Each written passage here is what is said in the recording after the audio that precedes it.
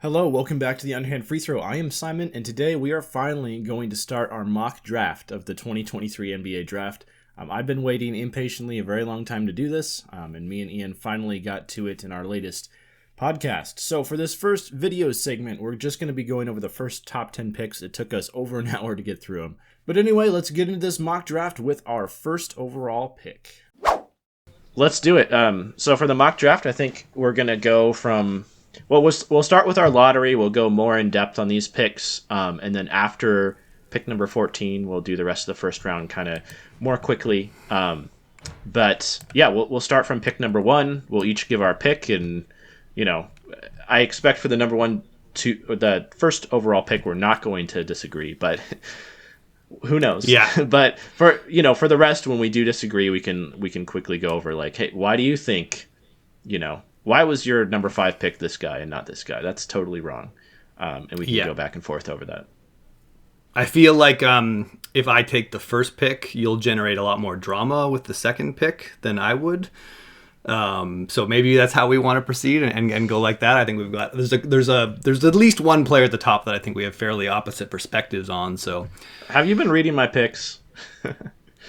No, but I just know all your you've just been there's just a player that you've been high on all year that I've been less high on. So you could get to that if you want to let me pick one, we can get to that player earlier, or sure. You can pick one and we'll get to them a little bit later. Sure. Yeah. No. Go ahead. Who is your number 1 pick in the 2023 NBA Draft?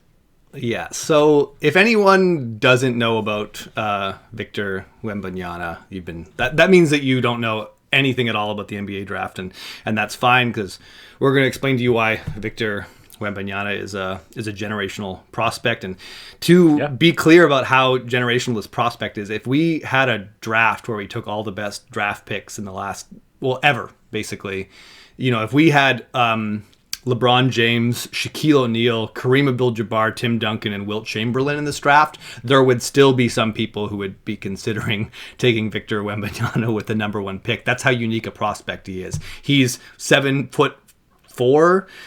He's got an 8-foot wingspan. Those numbers don't really exist. There's been some 7'4" guys. We haven't seen like an 8-foot wingspan in an actual competitive basketball player before. We've maybe some. Like what is Mo Bamba is got a 7'10" wingspan or something like 7'10" or 7'11", yeah. That's pretty close. Victor Wembanyama has like beautiful fluidity and balance. He hits pull-up threes, he hits fadeaways, he's got handles, he's got passing. He's he seems kind of like too good to be true, too good to exist. Like it's really hard to even tell what kind of NBA player he's going to be in. All we know is that he's really good at everything, and he's 7'4" with an 8-foot wingspan. So basically, if you watch a Victor Wembanyama game, you're going to see something that you've never seen before. Like he's gonna make a play that has never even occurred in imagination before, besides even if you play like NBA 2K or NBA Live, RIP NBA Live, and you make a custom player, you're basically trying to make Victor Wembanyama, but the game can't comprehend a player as good as Victor Wembanyama, so it's going to be even clunkier than he is. Like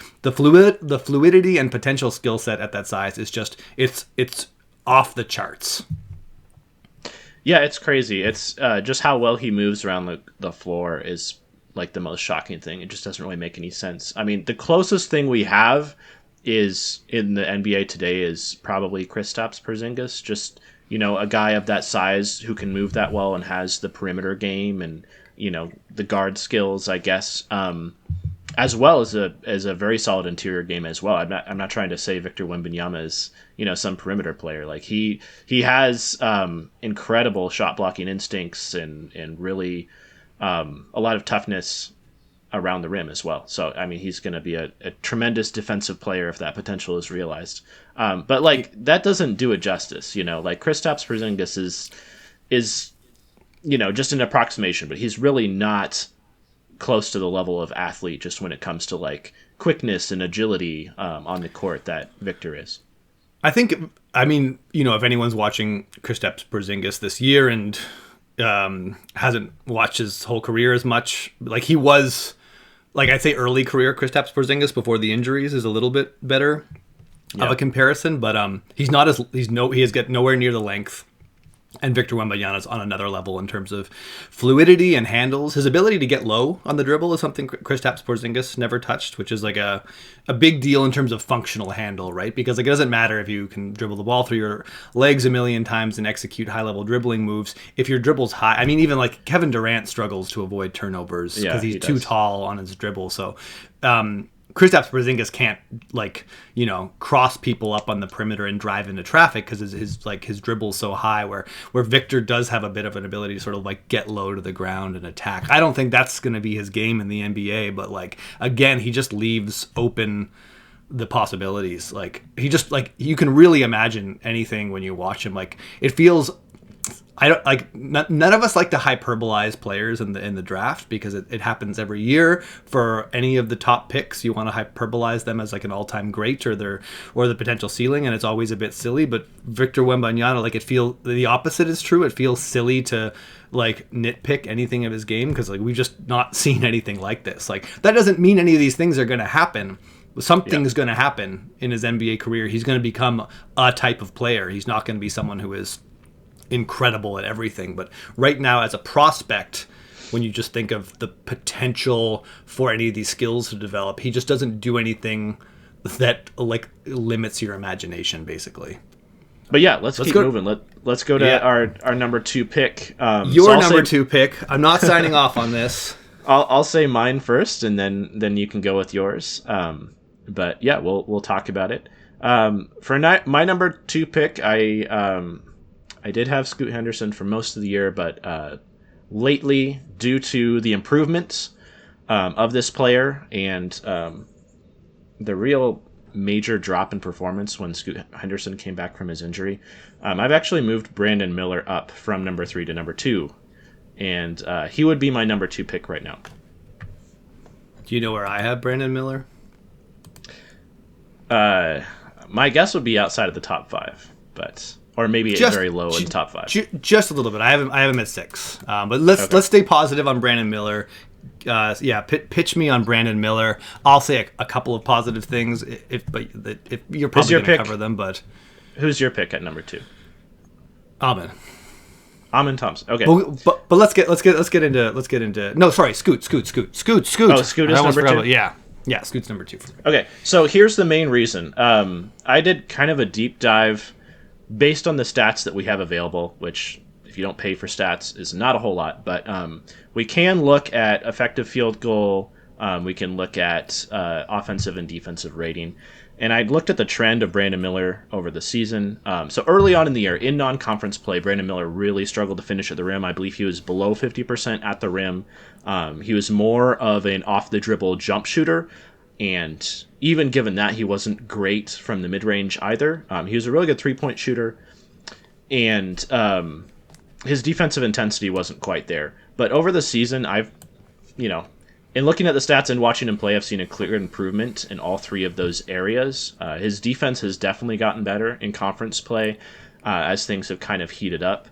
His shot efficiency has improved massively. Out of every single person who's mocked in the first round, Brandon Miller's shot improvement from start of the season to the end of the season was the second best of every player I've looked at, which is about 50 players.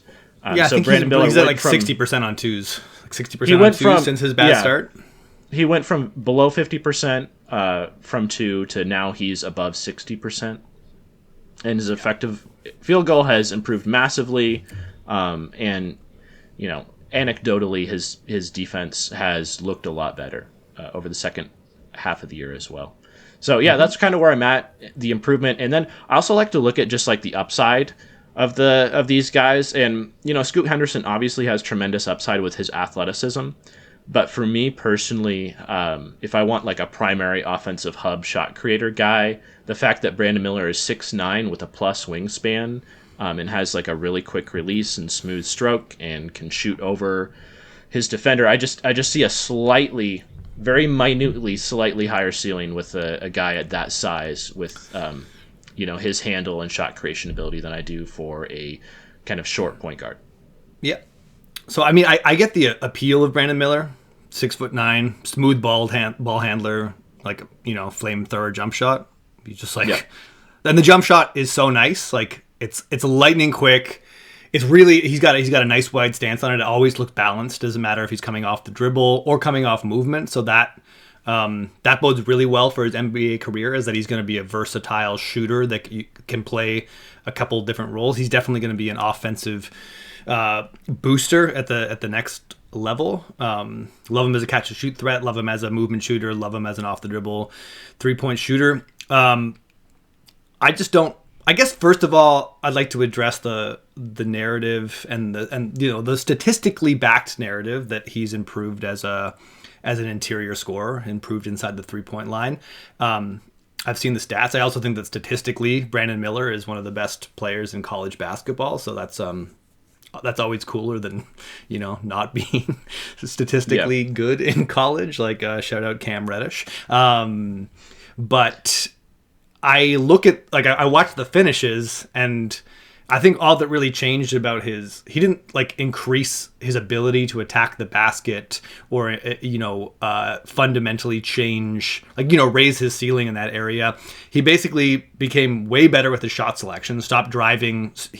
At the beginning of the season he was just driving straight into the help and getting met at the rim by centers and forcing up tough shots. He stopped doing that. He added this nice little kind of short range push shot floater that's been a big go-to for him scoring in the lane.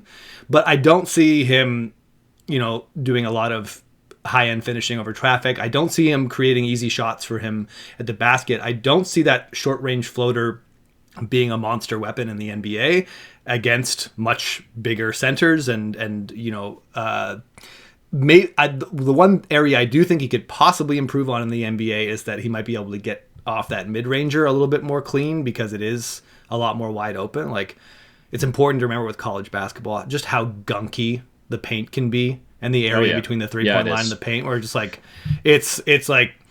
it can be very tough, and that is an area that can open up in the NBA.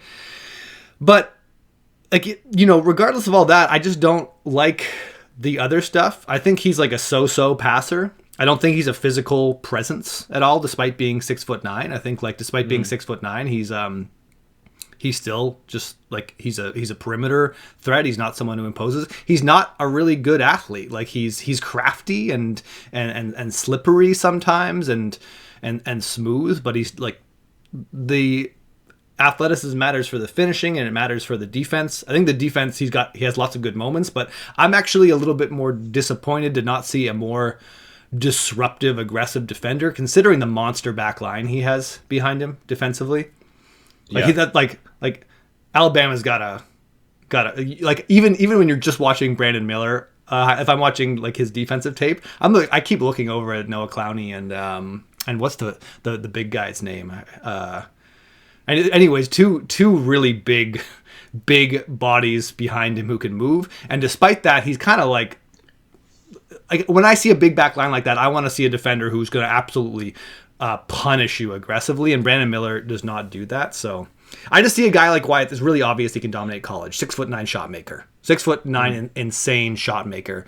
But unless I find out that he sneakily got a 7'4" wingspan and he can be Brandon Ingram or something like that, I'm not sure. I think I see something closer to Buddy Hield meets Zaire Williams is sort of how I think about Brandon Miller. And maybe he gets stronger and that changes things, but that's kind of my full take on Brandon Miller. I still see him as a clear top 10 pick, but I don't see that as clear. I don't clearly see the high end upside that I think people are imagining. Where they're 6'9" perimeter skills, that's Kevin Durant. That's at least Brandon Ingram. That's that's crazy, but I don't quite see that. Yeah, what made me excited about Brandon Miller was the improvement, and not just throughout the season, but from his senior year of high school to his freshman year in college, there was tremendous improvement as well. And even a guy who doesn't have the physical tools or the athleticism, if they have the work ethic to improve as much as he has in such a short period of time, even if it is just shot selection, that's basketball IQ improvement, And I just think a guy who has so much room to grow in terms of how hard they're going to work and that they have the mental aptitude to like very quickly adapt to a style of play that's more conducive for the environment they're playing in. That guy has a really high ceiling, even if the athleticism isn't insane. And I believe his wingspan was measured at like 6'11" and a half. So it's not Brandon Ingram level, but I mean, it's solid, right? It's not like a number you'd read and be like, "Ooh, that's concerning," because there are definitely some guys like that. Well, but he looks long. I didn't think I would have never, if he came out with not a plus wingspan, I would have been shocked. But it's more a question of like, does he have that ability to sort of like, oh, I'm 6'9" and I can also, I protect the rim a little bit, or like, oh, I'm like my size is a problem. And I'm not sure I see that with Brandon Miller. Anyways, Let's get to the number 3 pick in this draft. Has fallen already all the way to number 3. We're getting way out of the NCAA. We don't have to talk about that garbage league anymore. We are. I'm going to draft Scoot Henderson, the number 3 pick. What a big steal. Wait, wasn't he your number 2? No, that's what I'm saying. But if we're doing this as a draft, like okay, gotcha. I'm gonna keep track of our just like we're gonna. He's your number 2 prospect, but we're taking him at 3. Yeah. Okay. What's the case for Scoot Henderson here? Yeah. So I want to talk a little, and this is going to apply to some other picks if we can get that deep. Like how we scout the G League Ignite, I think is something that is gotten a little bit messy. I think we get a little bit confused of it because we watch these really young guys, and Scoot Henderson started in the G League Ignite when he was still high school aged. Like he's in his second year of G League Ignite play. And we start being like, oh, they're like, like they're not efficient. Oh, they're turning over the ball. Like they're playing against it. All these borderline NBA veterans. I expect them to be bad. Like I expect them to be like children, making a ton of mistakes. I do not look for efficiency from my G League Ignite prospects. I look at the footage and I look for what are the raw tools and what they're going to translate in the NBA. And Scoot Henderson, like at least one other player in this draft, just has absolute, like just pop off the screen athleticism. Like he's the kind of player that like, he got past his guy. He's gonna get a nice contested layup here. Let's see if he finishes it. And he's dunking that. And not that he's the best passer I've ever seen, but he surprises with his passing vision a lot of the time. Like I'm watching him dribble down the floor, and I'm looking at the spacing and imagining what I think is going to happen, and all of a sudden Scoot just kind of finds someone. He's the kind of player that can pry open passing angles that weren't supposed to be there because he has that elite burst. I think people think of him as a small guard, but he's got a 6'9" wingspan. And is absolutely like ripped. I think he's going to have a strength advantage against a lot of his matchups. I think the players that are going to be guarding him are going to be physically overtasked. I think that first step, and I think he's just a 10 out of 10 NBA athlete. The skills are the question with him. Like, is he going to be? I look at the jump shot. I don't think it's broken. So for me, it's more of is he going to just be an okay shooter? Is he going to be a bit below average, or is he going to improve those skills and become an above average 3-point shooter? And that is the kind of thing that's going to change his ceiling. But I just see like the motor, the athleticism. I think the overall size, like, he's 6'2" with a 6'9" wingspan. That's the kind of thing like, oh, he's kind of sneaky, a lot bigger than people think of him as. And I just think he's kind of a no-brainer. He's going to absolutely tear up people with his athleticism in the NBA. And everything on top of that is a question, but I've got no doubt on that baseline of just like, this is an overwhelming NBA athlete who doesn't seem to have such a skill problem that's going to get in the way of his development. Yeah, I mean, I'm not really against any of the positives with Scoot Henderson. Like the efficiency with the jump shooting hasn't been great, but there's no reason to suspect that isn't going to be something that's going to improve over time. Like he's still super young, and in comparison to other guys his age, he is playing over his head, in terms of the talent that he's going up against. So yeah, and he was last year too, which that's the craziest thing. Is that like last year he was playing against like he had like Amir Johnson was on his team, and like like guys who have played in the NBA for a long time. Yeah, they're playing against effectively like 18th or 19th men if you looked at them, in comparison to like an NBA roster. Like the average two-way player in the NBA now is like a decent player. Like not terrible. They can play spot minutes on occasion, and the average G Leaguer is just like slightly worse than that. So it is effectively NBA talent they're playing against. Mm-hmm. Yeah, I don't have like. I think Scoot's kind of a. I don't think there's a lot of nuance with Scoot. I think you look at the you look at the ridiculous physical tools, and you have questions about the skill set. Yeah. And that's like that determines where you. But like I mean, really, it's just like, do you draft him at 2 or do you draft him at 3 or 4? I think that's his basement. I haven't seen any huge Scoot haters out there that are going to say he's less than that. Yeah, and I think one major Is thing he your I've done third this. pick? Yeah, Scoot would be my number 3. This is one major thing I've done this year that I've never done before when looking at drafts, and I've kind of tried to think more about the roles that they would play. So like Victor Wembanyama, obviously number 1 offensive and defensive option on the team, right? No question. Brandon Miller, I think of a kind of like a really high upside number 2 guy, maybe not your number 1 scorer, or maybe your best scorer, but not like the best overall player on the team. And Scoot, this is going to sound crazy because I do have him lower than Brandon Miller. I do think that he kind of has to be your number 1 option, right? Because he has the ball in his hands all the time, bringing up the court. I don't really see crazy high upside with him as an off-ball player. So I kind of think if you draft him, he has to be the guy that you're handing the keys to the franchise over. And I'm not sure if I love the prospect of doing that if his skill level isn't going to ascend to the level where it's like elite. Obviously, he has the wingspan and the athleticism to kind of break the archetype of like small guard a little bit, but this is something I'm a little bit uncomfortable with because it's been so rare when we've seen a player at his size and at the play style that he plays at like really succeed in a playoff setting in the NBA. It doesn't happen often. What if I told you? I think you're thinking he's smaller than he is. Like, what if I pointed out that he's got the exact same measurements as Dwayne Wade? They listed Dwayne Wade at 6'4". He wasn't. He was like, Yeah. Every time he got measured as he was 6'2". He get the NBA, he's like, you're 6'4" now. Like, he was 6'2" with 6'9" wingspan. Yeah. He's broader, a little bit broader than Scoot was, but Scoot's also like physically a just little beast. But I guess I could just see 2 paths with him. I could see like the Ja Morant, Russell Westbrook path, where he's just kind of like a physical presence and a bully, getting to the rim, drawing fouls, okay playmaker, but not necessarily like the best passer out there, but can make the pass. It has a little bit of a pull-up mid-range game. His mid-range is significantly better than his three-point shot at this point in time, he's so quick and shifty, has no problem getting it off. And that I would be worried about if that's the number 1 option of my franchise. But if there's more skill development of that, if there's a higher ceiling, my comparison for him wasn't actually like the Russell Westbrook, Ja Morant. I thought of him as kind of like a juiced proto Kyrie Irving. And yeah, I see that.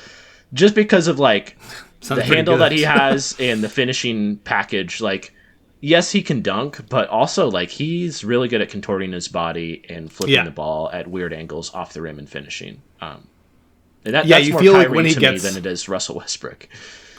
Well, when he gets to the rim, it's like, yeah, he might dunk it, but if he's not dunking it and he's like getting a big contest, like he is contorting and doing a crazy Kyrie finish. So I think Anthony Edwards is the other one I look at, but I think that he's even a little bit more electric than Anthony Edwards, though he's not quite that big like Anthony. Yeah. Anthony Edwards, low key, is almost has like small forward size with his length and his thickness. But yeah.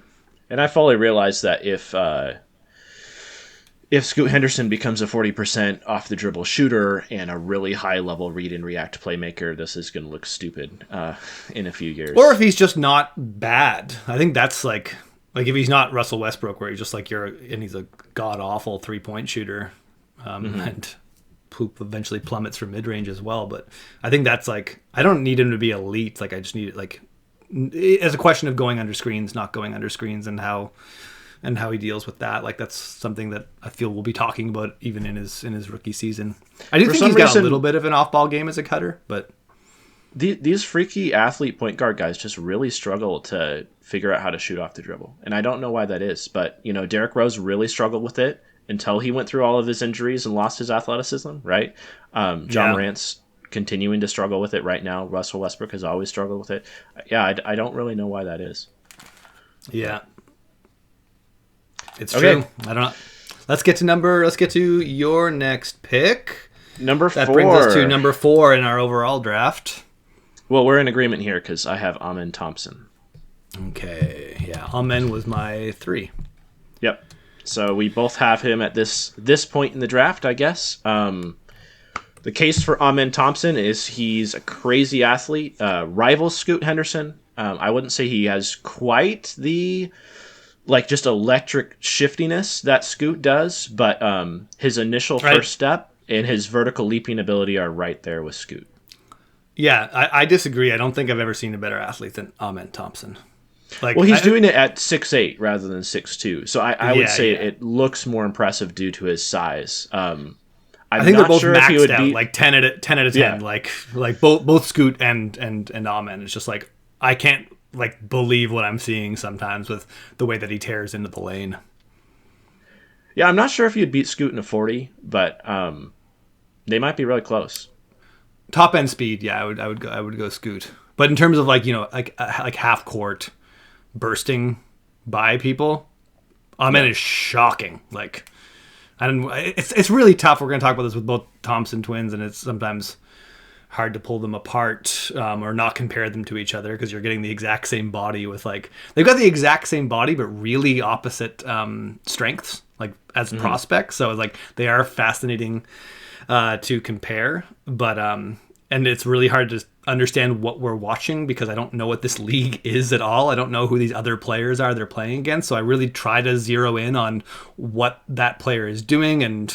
But the one thing that I feel we know about Amen is that he's just absolute ridiculous from an explosion and mobility perspective. There's some other things that I say we also know about him that maybe limit him.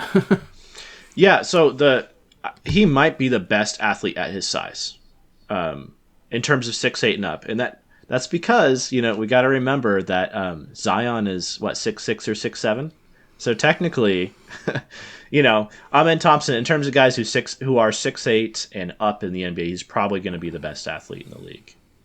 Yeah, Zion's I would expect.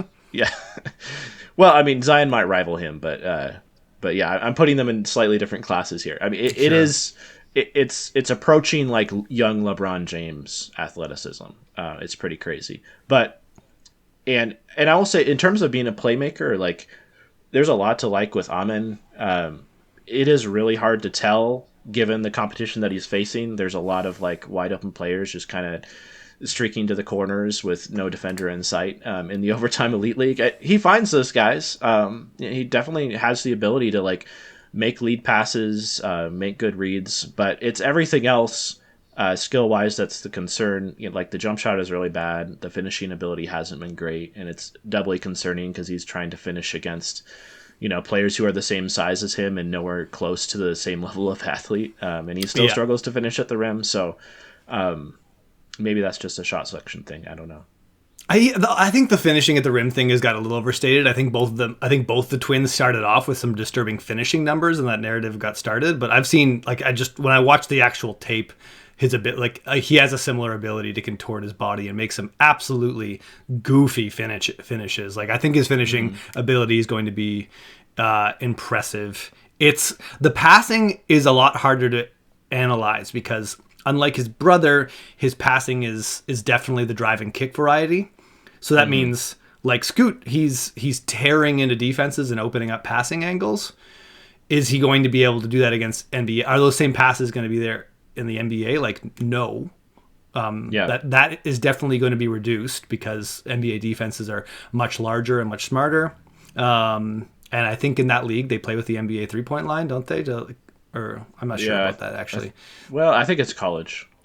The City Reapers is a cool team name, by the way. It's I've been watching all this Thompson twin footage, and I'm just City Reapers. I like it. But incredible live dribble passing. It's hard to, but I also see some questionable decision making sometimes. He forces a lot of passes. He over dribbles a lot. I don't like him as a decision maker. He's just I don't know. If anyone's ever played against children and felt like Michael Jordan. That's kind of a little bit about what Amen's going through right now. But I just see the 10 out of 10 athlete. Let's talk about the jumper a little bit, though, because like I was like, maybe people are overstating how bad his jumper is, or he's just not hitting it very well, or it's percentage based. You watch it's bad. The mechanics are broken. Yeah. He needs a whole reconstruction of that shot. It looks it's really slow, ugly. It's mechanical. The only reason he gets it off is because he's so tall and, has so much space because everyone's sagging off him because A, he can't shoot, and B, they're terrified of him just blowing to the rim. So, yeah the jump shot's really bad. I guess we should quickly go over why Amen is here over Ausar Thompson, because I actually have Ausar as a better playmaker and passer and decision maker than Amen, but I think we can talk about that and proceed if it's my pick right now. I actually do have Ausar at my 4th pick, which makes him the number 5th in our draft. I know a lot of people have him a lot lower. Number 5, Ausar Thompson. Yeah, I think Ausar is a little bit of a victim of only getting compared to his brother. I think in how we assess that prospect, people think that they're being objective, but it's really hard to get that out of your head. And you can see he's a slightly worse athlete. So it's like you want to take him down this whole other peg. But I'm like, we're still talking about like a 9.5 out of 10 athlete in the NBA. Yeah. Like, I don't think if he was playing on another team and it wasn't his twin, I don't think we'd be downgrading him for being less athletic than someone else. I think we'd just be like, this is a monster athlete, because he still is a monster athlete. I think all the concerns that we have with Amen are sort of like, it's sort of the opposite thing. He's a great decision maker. He's a much kind of safer level passer. He's got a bit of a Halliburton style of passing. He loves to actually like stop and get his hands over his head and find nice, safe passes. All the passes that Amen looks off, Ausar hits perfectly. Yeah. And he's got a way more normal looking jumper. He's not a good shooter, but I'm like, I can see he's got two things to correct in his jump shot, right? He's like, he's got a little bit of a late release, and he's a little bit of like a pile driver with how he'll sometimes like, he'll pull up, the late release will come, and then he'll sort of just like shoot it straight at the rim. But he's got a way more intuitive pull up game, and the form looks like it's a step away from being good versus like a total mess that needs reconstruction. Yeah, so I'm into his shooting. Less Lonzo Ball-itis. I actually had I had Ausar over Amen almost all season, kind of with the idea that he's at least, kind of your secondary playmaker, maybe even he runs the point guard for you. Because his best skills are much in a similar vein to Amen. His playmaking, his ability to get to the rim and just be an overpowering physical mismatch against other guards. And he just doesn't have the shooting ability to be a forward at the NBA level yet. Whereas athleticism isn't going to stand out as much, and his lack of shooting until it improves is going to be a huge liability being this, entirely off-ball player. So I would be a little bit surprised, and I know that like what you're saying lines up with the scouting report. So you're not like saying anything controversial, but I would be surprised if he went into his rookie season without a noticeably better jump shot. I just don't think it's that. I know it's not effective right now, but I watch him take little dribble pull-ups and the kind of elevation he gets. Like, I just think those things are crazy easy to fix with a summer of work on that jump shot. And where I don't have any idea what's going to happen with Amen's jump shot, I think Ausar's jump shot is like, I think it's going to be fine. He's a really, really, really young kid. He's crazy athletic. Like what you were saying earlier about like these mega athletes sometimes really struggling to develop jump shots earlier. I think he's close. So I would be very disappointed if Ausar came into the NBA as a shooting liability, because I think it's right there. Yeah, the one and only reason I finally went with Amen over Ausar is everything we keep hearing from people who do scout these guys full time is that Amen's first step is noticeably better than Ausar's. Oh yeah. They're similar, like vertical athletes. They have similar explosion, but Amen seems to be able to just get by his defenders with ease in a way that Ausar doesn't quite have. So I mean, the high end, if they both fulfill their ultimate potential and develop into the skill development is great and they're good at all these other things, then Amen's going to be a slightly better player than Ausar just because of this ability to explode to the rim. He just has more high end potential, so that's why he's getting drafted higher. But Yeah. it's funny that I think their whole games are explained to that slight difference in athleticism, because the stuff that Amen does is good is because he's so powerful and he can afford to be like stupid and reckless, and he's going to open up so many things that there's way more options. Auser is a lot more conservative because of that lack of like elite initial burst, and that's also what Yeah. makes him a bit of a smarter, more careful player that doesn't throw the ball away quite as much and just sort of like makes the simple play a lot more of the off. So like you can kind of see either of those paths being like, I wouldn't be crazy surprised if Auser was the better NBA player, but I think as a scout or as a GM and a decision maker, like you have to take that one high end thing that Amen has over Auser is the thing that you want to try to build with going forward. Yeah, So. I wouldn't be surprised if Amen ended up having like a more exciting rookie season where he has better raw numbers, and has more fan support behind him. But Auser ends up being like the NBA player who's giving you more consistent two-way value, even if the stats aren't as great, even if the highlights aren't as spicy. Yeah. We have to see what these two players are going to do once they start playing against larger bodies and better athletes, because it is like how they respond to that and how that affects their mentality is going to be, I think, the biggest factor in how quick they become good NBA players or how good of NBA players they become. Yeah. Okay, Your moving pick. on. Number 6 overall, I believe we're at. I'm going to be taking Cam Whitmore out of Villanova. Okay. So Are we in agreement here? Or?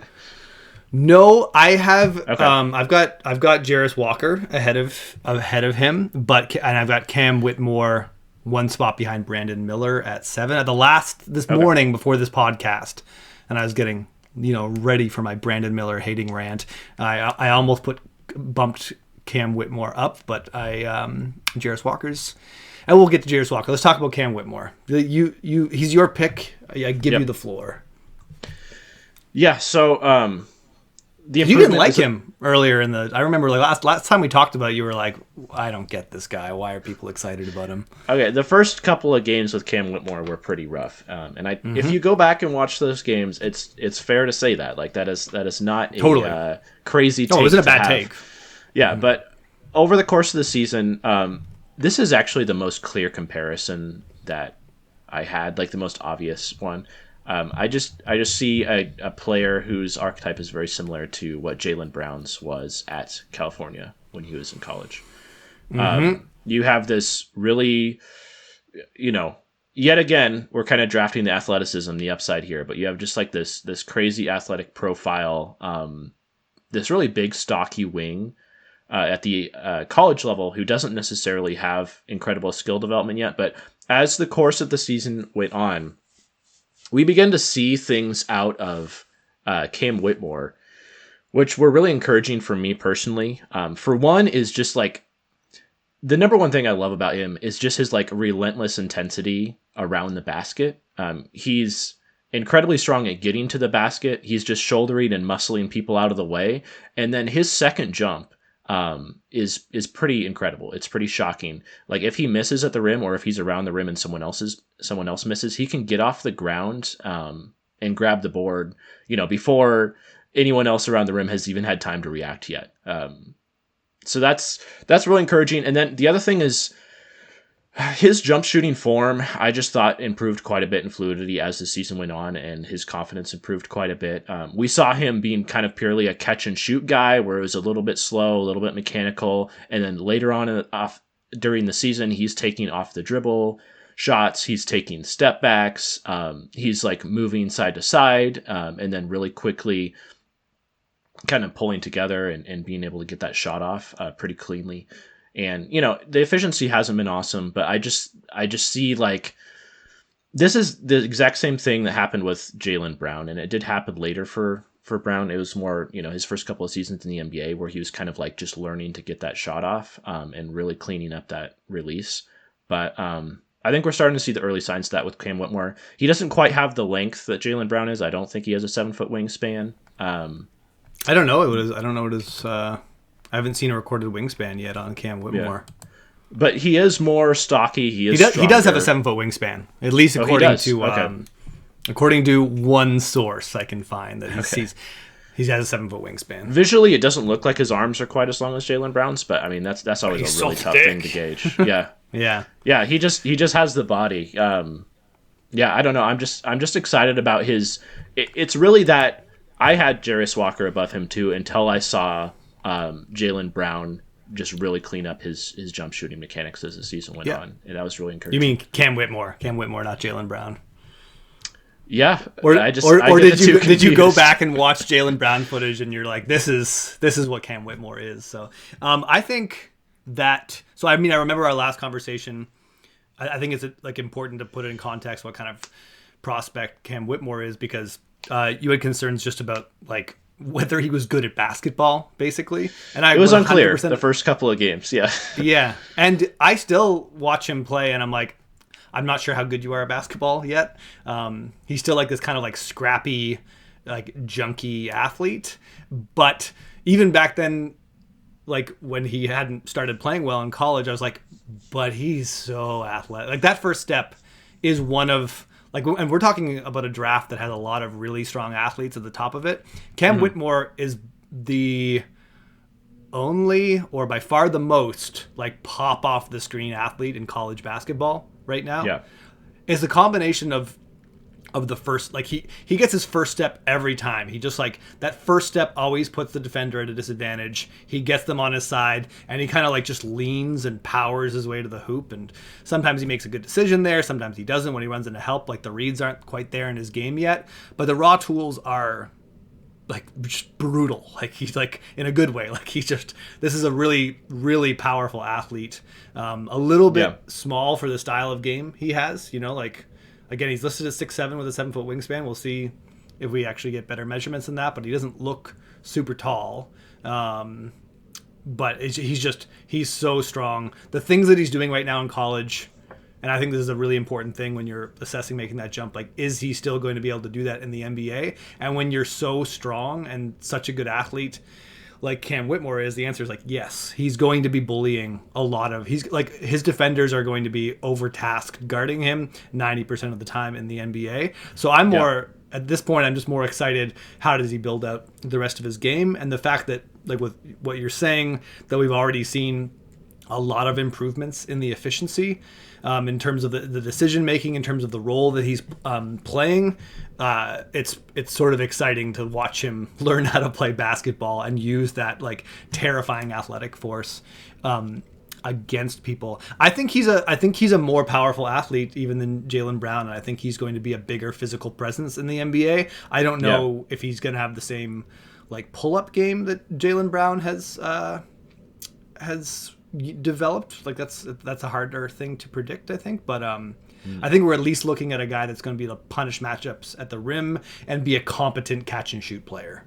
Defensively, I also think there's like pretty big obvious tools there, but again, I don't see him as a very like smart or polished player right now, so he's a hard guy to scout defensively in college when he's just getting by on athleticism. He's going to have to improve a lot on just to like his defensive fundamentals, I think, at the next level, but there's still a potentially really strong defender there.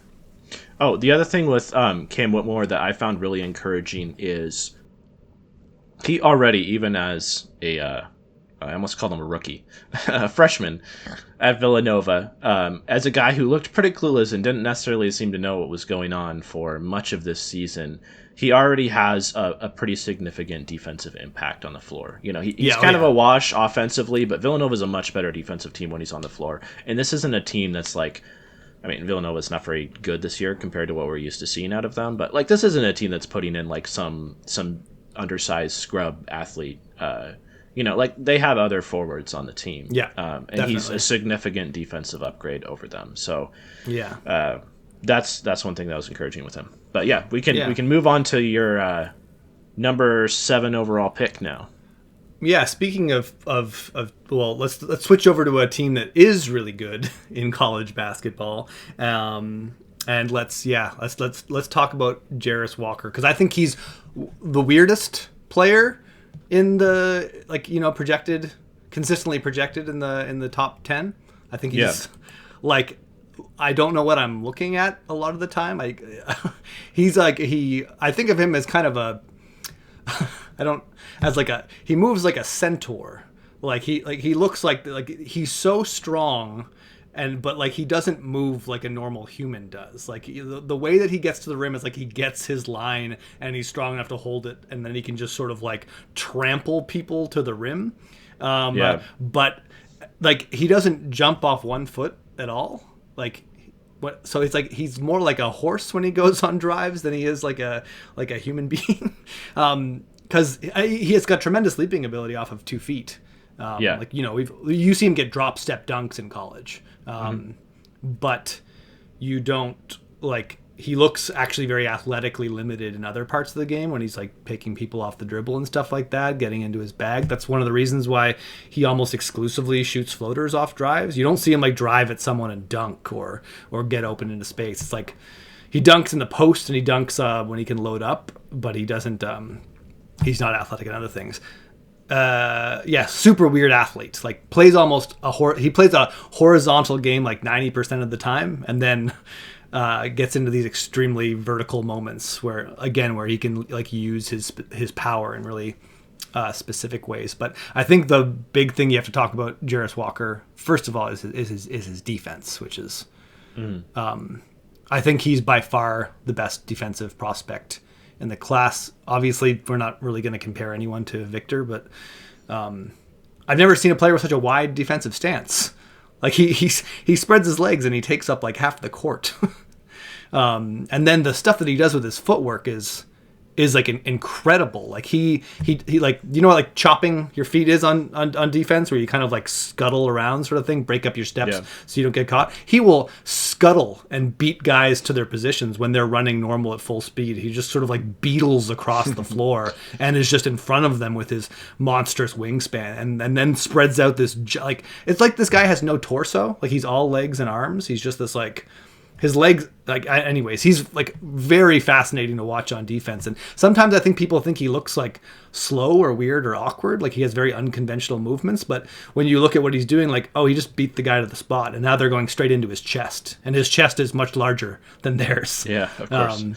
Anyways, what are some Jarris? I also think like, when I was scouting him at first, like this guy's so weird and he only scores 11 points per game. Like, and again, I don't follow college basketball, so I'm like, his team better be ridiculously good if he's being scouted. Like he better. Oh, they are. He must be impacting winning. And then I was like, oh, Houston's one of the best teams in college basketball. Like I get it now. So the things that I was hoping for him are true.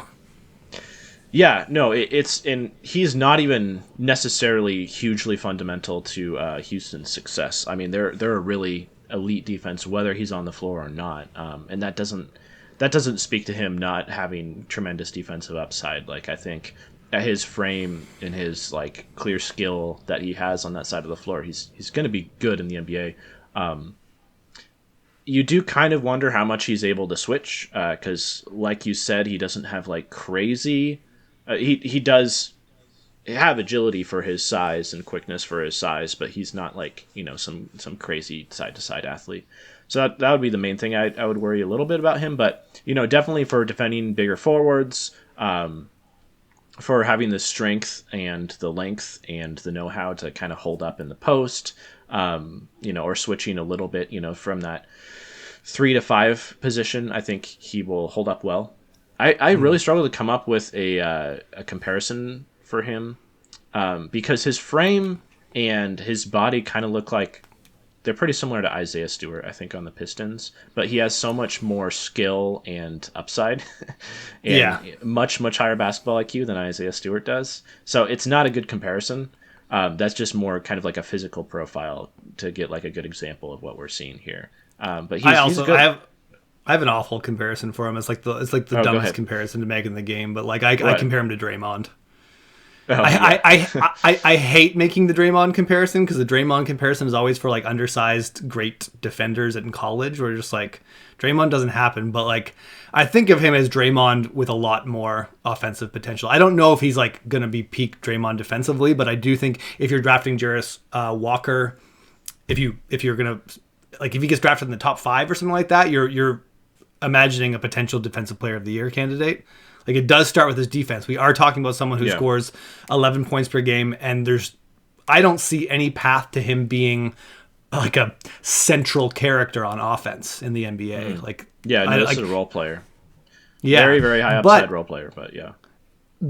In terms of his role players, like a lot of the tools are really exciting. He's a monster in transition. So he's going to get points. Like he's fast. He beats people down the floor all the time for just like really, really easy offense. He can post up a mismatch. He does have a floater and touch and can hit like difficult shots. So if this is someone who you're not depending on for offense, that you're just slotting in, I do think he's a player that is going to boost your offense if he's like the fourth or fifth best option on the floor. He's not someone who you're going to be able to generate offense for other people with. His offense is all like bonus stuff, like nice little treats that are going to take he might be able to help a really good offense become a little bit better, or take, like an average offense and make it a little bit better than average, but not as a central character. Like he'd be really, really overtasked if you were like making him operate out of the post or something like that. So I just think the offense stuff is all really cool. Like there's just a whole bunch of like really nifty little things about his game on offense that I think can potentially be additive, but they're not very exciting in college. But I do think he's going to be able to chip in offensively in the NBA. Yeah. Good corner 3-point shooter, has a little bit of a dribble pull-up game, which I don't really expect him to utilize that much in the NBA. The one thing I will say, though, man, this would be a perfect fit on my Portland Trailblazers. And right now, we're losing games. We're getting lottery odds. Maybe Joe Cronin has Jarris Walker in mind. Yeah, you know what? Where Jarris Walker is your pick in Portland. That's pretty good. I'm trying to think of what other teams are secretly thirsting for Jarris Walker right now, just because he is a bit of a weird fit. Like I don't think like it'd be a weird pick in New Orleans, even though they did draft EJ Liddell a little bit, who's kind of a similar player who ended up getting injured, but they didn't spend a high pick on him. So no. I mean, Utah I think could be into Jarris Walker. It'd be interesting next to Lauri Markkanen, but Portland's that's nice. Portland or Indiana is where I'd really like to see Jarris Walker. Oh yeah, Indiana could really use a switchable defensive four, because they have no one right now. It's rough. And they've got this explosive offense, and they already have a primary rim protector, because I don't think Jarris Walker projects as a primary rim protector in the NBA. He's just not that tall. But put him next to Miles Turner and have him doing all like taking care of all the nitty gritty. I think Indiana could pop there. But yeah, Portland also, because we talk about Portland, we're like they're missing, like they rely so much on Yusuf Nurkic being like holding down the defense, and he's average at it. So if they could put a defensive four who wasn't hurting them offensively, that'd be awesome. Number 8. Yeah. Are we on 8? I think. Yeah. Jarris Walker was 7. How deep do you think? Like I always project how deep a draft class is. Like I think this X number of good players are going to come out of this draft, and then I try to guess who they are. How deep do you think this draft is? Because I have a take. I have it at 8 as well. I have it at 8 with like guys who either have star potential or like really, really high level impactful, third option guys. Or guys like Jarris Walker, who could be like one of the best defenders in the NBA, even if he's not like an incredible offensive piece. But I have eight guys in my draft, and then it drops off and it goes into like just the really good role player section. So my 8th pick, my last guy who I kind of see in this mold, I suspect we're gonna have the same pick here. Because I like this guy. Yeah, is Anthony Black.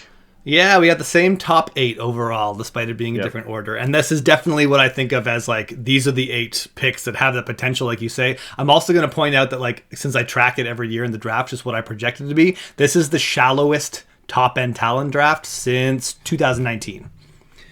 The Zion draft. I have a couple guys later on down the draft who are like, 10% chance at stardom or something. No. Just talking about when I say depth, I'm talking about players guys you're sure about. Really. No, not even. I don't think you should ever be sure about anyone in the draft, but just like I project these as potential big time talents. We're talking about something sort of amorphous and obviously subjective, but like last year I had the draft going 16 deep. was a little Okay. bit maybe wrong about it, but like just for some context, I had last year's a very deep draft at the top. I do think that there's a ton of really awesome role players with some interesting skills, but they all have enough holes in their games that I'm not adding them to this. Like I always highlighted in blue, and I only got 8 deep this year. So just for some perspective, let's talk about Black. Okay, Anthony Black. He's a 6'7" point guard. He's been the starting point guard for Arkansas, who as a team has had a very up and down season, but they've also had a lot of injury issues. So, but Anthony Black has overcome that. He's this huge guard who has a really nice playmaking game. He has a really nice handle for his size. He's able to get by his man, kind of just like with his size and smarts and angle and handle. He's not a crazy athlete, but he is a very ferocious rebounder around the rim and finisher in the paint. His jump shot is okay, but he's very hesitant to shoot it. Kind of think like Josh Green of a couple of years ago, like maybe a little bit better than that, like functional, but he's hesitant to take those shots. But yeah, I just think that the playmaking is there, even as kind of like a lead guard. So yeah, that's kind of where I have Anthony Black at. He's my favorite player to watch footage of. I think he's very clearly. There's maybe a couple other players we'll get into, but I think he's the best passer in this draft. I think he has the most high-end potential as a passer. Well, maybe besides like the athletes, it can kind of open up a little bit more angles. But I like in terms of just like vision and raw passing, I think he's the best passer in this draft, and he's very tall, and I think he's a solid athlete, even if he isn't a spectacular one. And I think that's really all I have to say about Anthony Black. Obviously whenever there's a passer who can't threaten with any kind of scoring tools, that creates some limitations. But I think that he has enough, like in terms of his feel for the game and his body, I think he still has potential to unlock some better scoring tools than he currently has, which is why, I still have him projected in the top tier of this draft or whatever, or like at least the tier of players who I think can, become all-stars or really great picks or whatever. So, but I mean, the limitations are real though. You can imagine like, oh, you're a great passer and not that exciting of an NBA player, but passing has I feel like we've entered into this market inefficiency of passing where there's so many teams that really lack an ability to set up offense, and so many offenses that have to work a lot harder than they should because they don't have someone kind of greasing the wheels, sort of things. Like think of like Utah a couple of years ago when Joe Ingles was on the floor versus when he's not. Exactly. Not the most exciting offensive player, but like they were so much easier to defend when he wasn't on the floor because they didn't have that like awesome playmaker with enough height and length to make every pass. And I think Anthony Black could do something like that.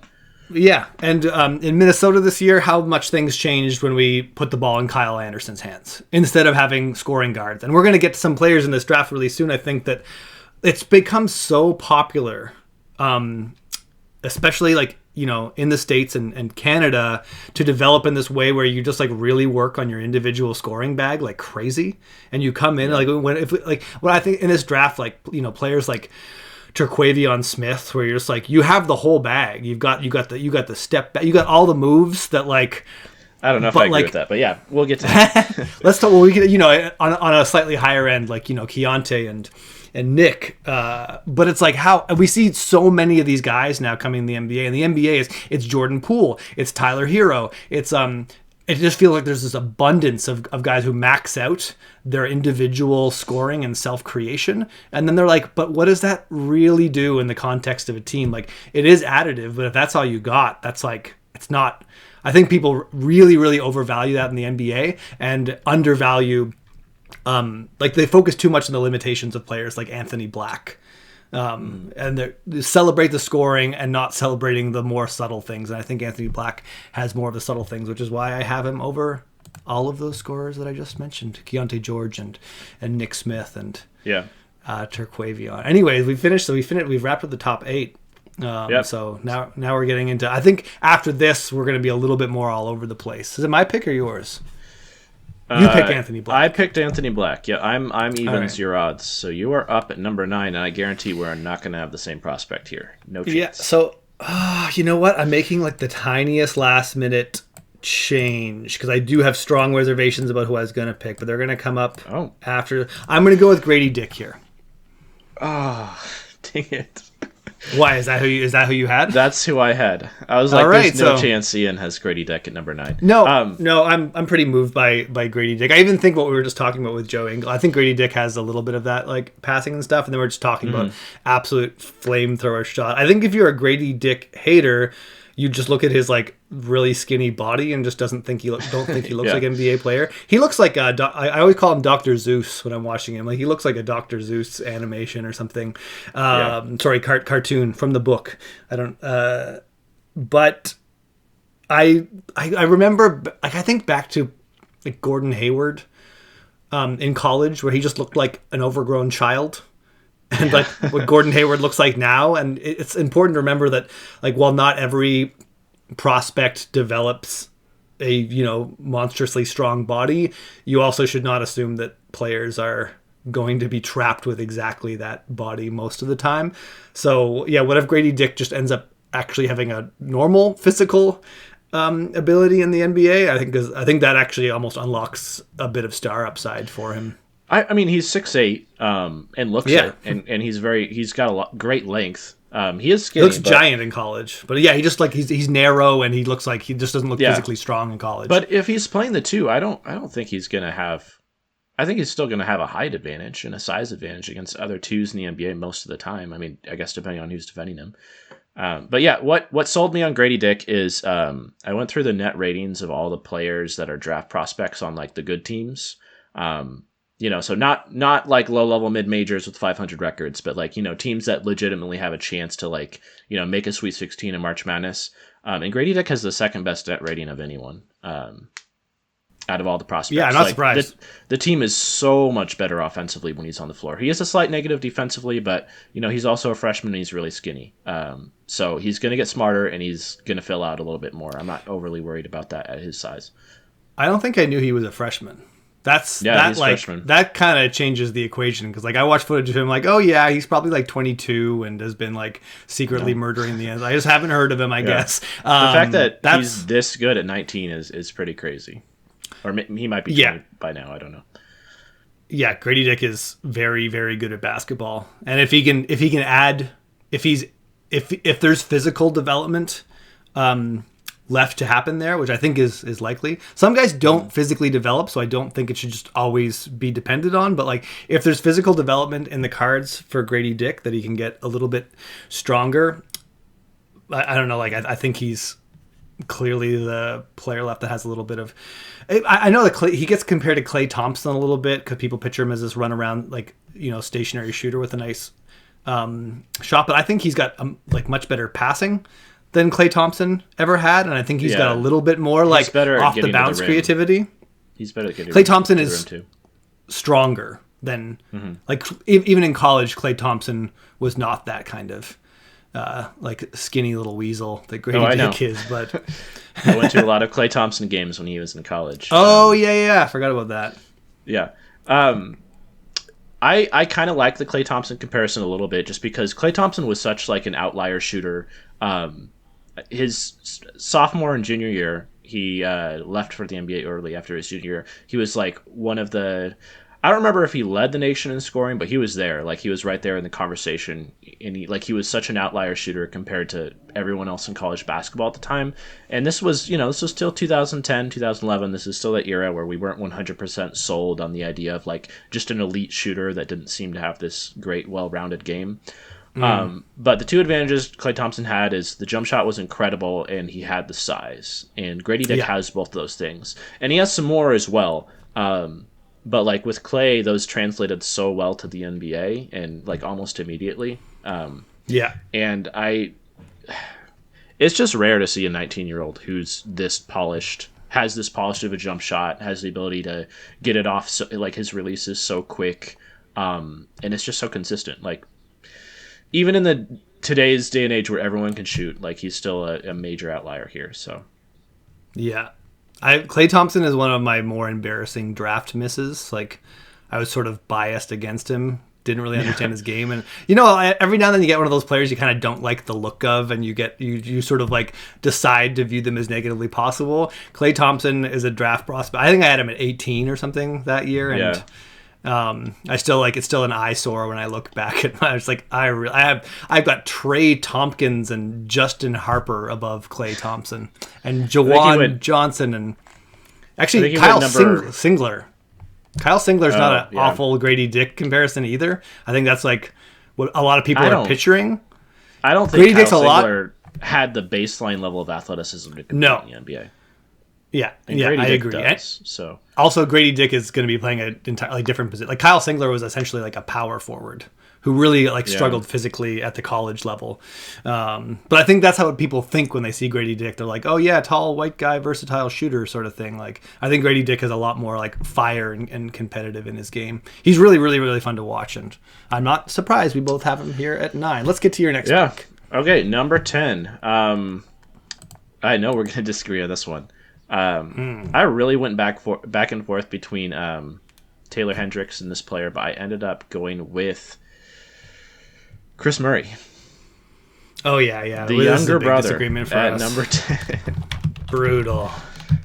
Chris Murray is just another such a big Keegan Murray fan and such a Chris Murray hater. How is this possible? Well, I mean, Keegan Murray went number 4, right? So like I don't have him as hot, as incredible of a prospect as his brother, even though the talent in this year's draft and last year's draft aren't necessarily comparable. But yeah, I mean, I have Chris Murray as a worse, but not much worse version of Keegan Murray. His production in college is incredible, and I love his ability to get a shot off absolutely wherever he is on the floor.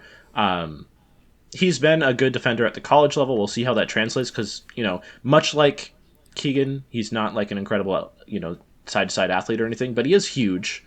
Keegan's been solid defensively, I think, in the NBA. So I would anticipate Chris as well.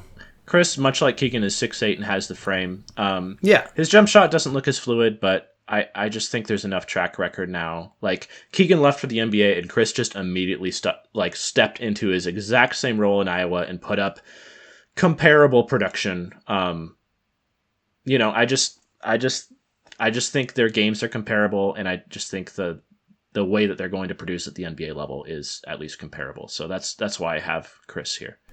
So I think with Chris Murray, and we've had this discussion before, so we're rehashing some of it, but like the difference between him and Keegan Murray, are really on more the kind of like physical nitty-gritty parts of the game, where I think Keegan was a lot more frightening than Chris, both in transition and as a cutter.